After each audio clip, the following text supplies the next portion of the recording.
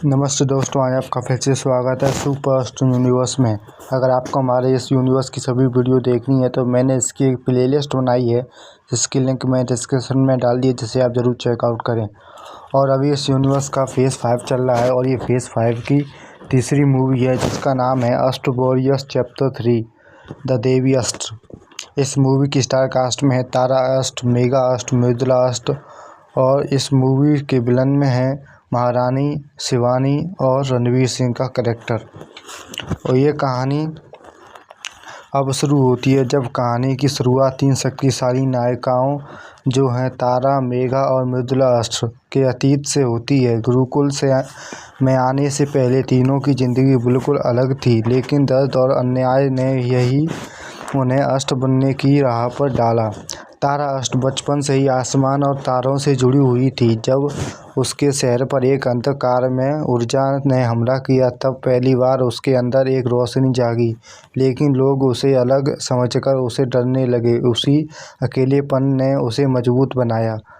और उसी दौरान मेघा अष्ट एक वैज्ञानिक परिवार से थी। उसे मौसम और ऊर्जा पर नियंत्रण का वरदान मिला था, लेकिन उसने अपनी शक्ति को हमेशा छुपाकर रखा। एक दिन महारानी के लोगों ने उसके परिवार को निशाना बनाया जब मेघा ने पहली बार तूफान बुलाया और समझा कि उसकी शक्ति सिर्फ प्रकृति नहीं बल्कि न्याय के लिए है।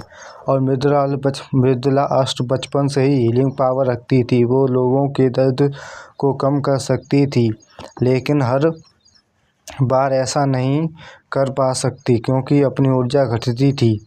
उसे हमेशा लगा कि वह कमज़ोर है, पर गुरुजी ने उसे समझाया कि सबसे बड़ी ताकत वही होती है जो जीवन दे सके। तीनों की राहें गुरुकुल में मिलती हैं जहां वे एक दूसरे की ताकत बनती हैं, लेकिन इसी बीच महारानी अपने सेना के साथ लौटती है। उसके साथ है शिवानी, एक नया योद्धा जो रणवीर सिंह का किरदार है, जो महारानी का वफादार कमांडर है। उसका मकसद है कि देवी अस्त्र को तोड़ना और उनकी शक्तियों को अपने पक्ष में लेना। महारानी का असली प्लान है कि तीनों स्त्री अस्त्र को ऊर्जा को मिलाकर एक डार्क देवी कोर बनाना, जिससे वो अंधक को और शक्तिशाली बना सके। वह उन्हें बार बार इमोशनल तोड़ने की कोशिश करती है, उनके अतीत के जख्मों को उभारती है। एक भयानक युद्ध में जहां तारा आसमान की कॉस्मिक रोशनी से बाहर करती है, मेघा बिजली और तूफान से मैदान को हिला देती है और मृदुला अपनी हीलिंग शक्ति से अपनी टीम को संभालती है। और वहीं रणवीर का किरदार युद्ध में पहली बार देखता है कि अष्ट केवल शक्ति नहीं बल्कि करुणा और बलिदान का प्रतीक है।